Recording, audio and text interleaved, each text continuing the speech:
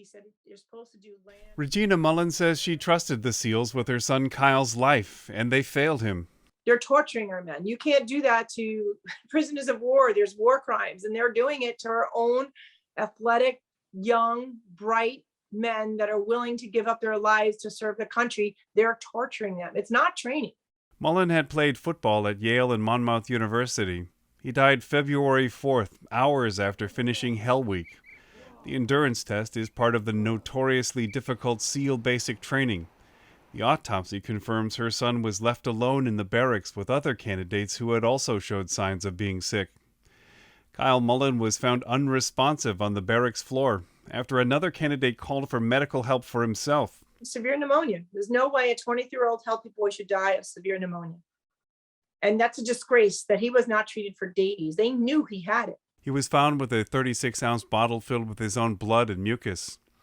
The autopsy revealed Mullen died of Streptococcus pyogenes, a type of pneumonia often associated with military bases. Regina Mullen is a registered nurse. She says her son was struggling to breathe when he called her a few hours before he died. You all knew that my son was compromised. The medical team, the instructors, the lieutenant, the commander had to have known. They were all standing where he was secured, seeing the guy spitting up blood. You sent him to the barracks, sent the medical team home, and you let him die. Hell Week is virtually unchanged since at least the 1970s. For nearly a week, candidates are submerged in the Pacific Ocean, forced to continually swim or march with boats on their back. They get little sleep. Some SEALs say by the end they were hallucinating. Regina Mullen says her son was told he could get medical help if he rang a bell 3 times. But that was also the signal that he wanted to give up. It's where you have to ring a bell, and then they'll give you medical. And ringing the bell is quitting. That is a game that the instructors play. That's absolutely true that they say stuff like that. It is not absolute. It is absolutely untrue that they meant it. Robert Adams is a medical doctor and former SEAL. He wrote a book about Hell Week.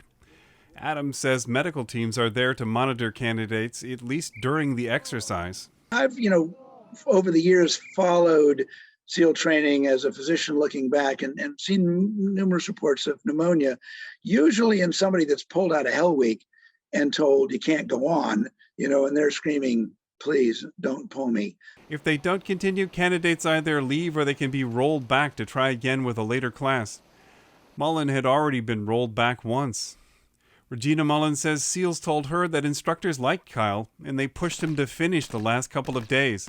But she says candidates shouldn't have to decide if they can do it. They probably don't even know what day of the week it is. They're probably delirious, altered mental status. How could you expect them to make that decision knowing what their medical condition is? The U.S. military often talks about training like you fight.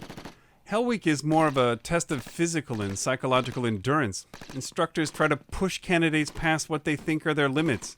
Jeff Butler is a former SEAL. Really, the goal of it is to weed out people that aren't going to just have the mental fortitude to not quit when it gets absolutely terrible. I mean, guys that will go until they have literally life-threatening pneumonia. Butler's father was also a SEAL. While warfare has changed dramatically over the decades, Hell Week hasn't. It's a ritual to see who gets to be part of their organization. I'm sure that's how they see it. They consider themselves gatekeepers of who is good enough to be in the community. That's how the instructors often saw themselves. Secretary of the Navy Carlos del Toro told Congress in May that after Mullen's death, the SEALs now have medical staff available instead of just on call after Hell Week. His mother says that's not enough. She says they need an outside investigation. Steve Walsh, KPBS News.